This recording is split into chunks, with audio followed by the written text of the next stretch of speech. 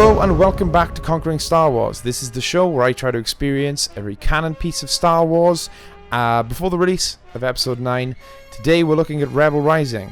It's very dark here, not because this is a spooky scary book like the last two.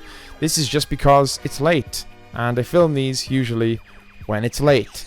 Rebel Rising is the story of Jyn Erso. It fills in the gap between that that prelude in Rogue One and then the cut to her in jail where she kind of, spoilers, gets broken out of jail by the rebels.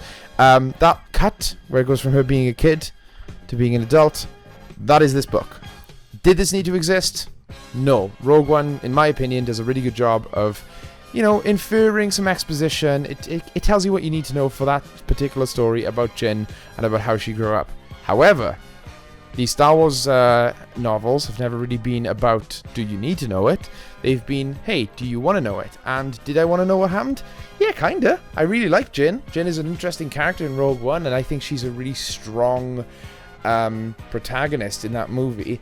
And it was fun to see how she got from being such an innocent little girl to being the character we meet at the beginning of Rogue One.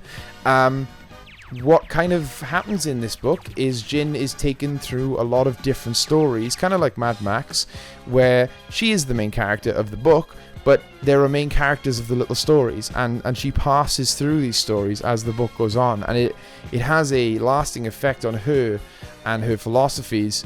But these stories are kind of self-contained. The only through plot is Jyn. And I thought that was really interesting. I thought it was a really interesting way to handle it. You've got the stuff with Saw, which obviously we knew was coming because it's referenced in the movie, how she grew up with Saw. And that stuff is tackled really well, really interesting. It builds out, the beginnings of the rebellion. But when she moves on from that, you've still got a hefty amount of interesting stories that Jyn is going to move through and learn from. And each of these little stories are kind of like, opening a new chapter or a new episode, like in a series. And when it's all said and done, you really get a good understanding of why Jyn is the way she is, why she has those certain, I'm not a philosopher, I don't want to say nihilistic confidently, but kind of nihilistic viewpoints, where she doesn't give a crap about the Empire, doesn't give a crap about the rebellion. She's kind of out for herself until, Rogue One happens and it brings her back in. But she also, through these stories, does, it's evident that her hope is not completely gone, and that hope she demonstrates in Rogue One is not only, present throughout the whole book, but it's fostered in certain different ways, which is really interesting. I think this is a really good partner to Rogue One, honestly. If you've read Catalyst, which I'm yet to review, but I have read, it's kind of an interesting sequel to that book. But much like Catalyst, nothing super special happens in this book. Like I said at the beginning, I loved it all. I really enjoyed seeing these stories and seeing how it happened, but it didn't really need to exist, and it wasn't one of those things where I finished and I was like, wow, my love of Star Wars has increased. It was just kind of like, yeah, this was cool. I like that this exists. I'm glad I read it. Probably will never read it again unless they expand on the Jyn Erso story, which I don't believe they're going to do. I think Cassian and K2SO are the only ones out of Rogue One that are kind of getting expanded now. But I'm really glad it exists. I really like Jyn as a character. I think she was tackled really well.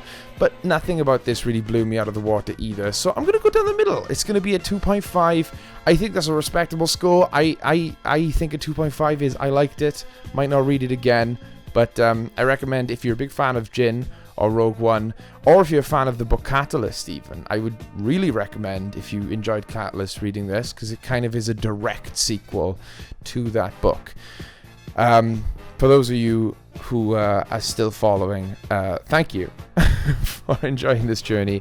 I've been way ahead of myself in terms of reading and watching and listening, and I need to catch up with the actual reviewing process. But yeah, just know that I'm enjoying it so far, and hopefully I can get out a bunch of reviews of all the stuff I've already seen and watched and played and stuff, and update you guys on what my process is, what my progress is. I don't know why this became kind of a weird update video at the end. It doesn't matter.